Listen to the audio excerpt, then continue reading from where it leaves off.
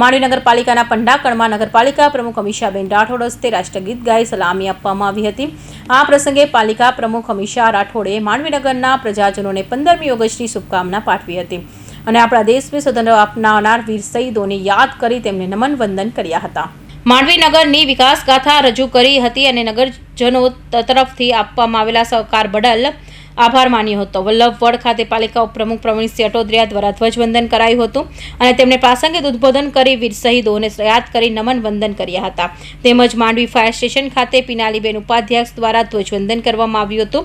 માંડવી નગરના પ્રાંત કચેરી ખાતે તાલુકા પંચાયત કચેરી, ફોરેસ્ટ વિભાગ, માંડવી પોલીસ તંત્ર તેમજ માંડવી નગરની તથા તાલુકાની કોલેજો, સ્કૂલ તથા પ્રાથમિક શાળાઓ તેમજ સરકુઈ તથા લીમડા ખાતે રાષ્ટ્રધ્વજ ફરકાવી સલામી આપી રાષ્ટ્રભાવના ઉજાગર કરી હતી। અંગ્રેજોની કાળી ગુલામીમાં સંપડાયેલ હતો તેને સ્વતંત્ર થયાને 79 વર્ષ પૂર્ણ થયા છે અને આજે આપણો ભારત દેશ 80મો સ્વતંત્રતા પર્વની ઉજવણી કરી રહ્યો છે। ત્યારે માંડવી નગરપાલિકાના પ્રમુખ તરીકે હું અત્રે ઉપસ્થિત સૌને હાર્દિક શુભકામનાઓ પાઠવું છું।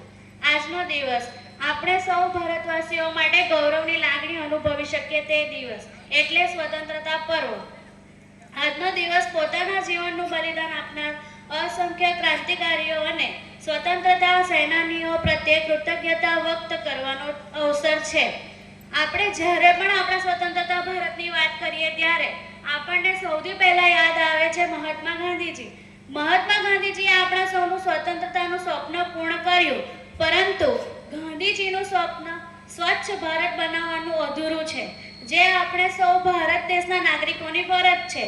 હું આજે તમામ નાગરિકોને સ્વચ્છતા જાળવવા માટે વિનંતી સહ અપીલ કરું છું અને આપણા માંડવી નગરને વિકસિત બનાવવામાં સહભાગી થવા વિનંતી કરું છું। આપણા માંડવી નગરના વિકાસના કાર્યોની વાત કરું તો તાપી રિવરફ્રન્ટ ફેઝ 2નું કામ કાર્યરત છે। NPCIL કાકરાપારની ગ્રાન્ટમાંથી નવું ફાયર સ્ટેશન તથા વોટર બ્રાઉઝરનું કામ તથા સુપડી 4 રસ્તાથી મામલતદાર શ્રીની કચેરી સુધીની સ્ટ્રીટ લાઇટનું કામ પણ હાલ પૂર્ણ થવા પર છે। જય ગરવી ગુજરાત।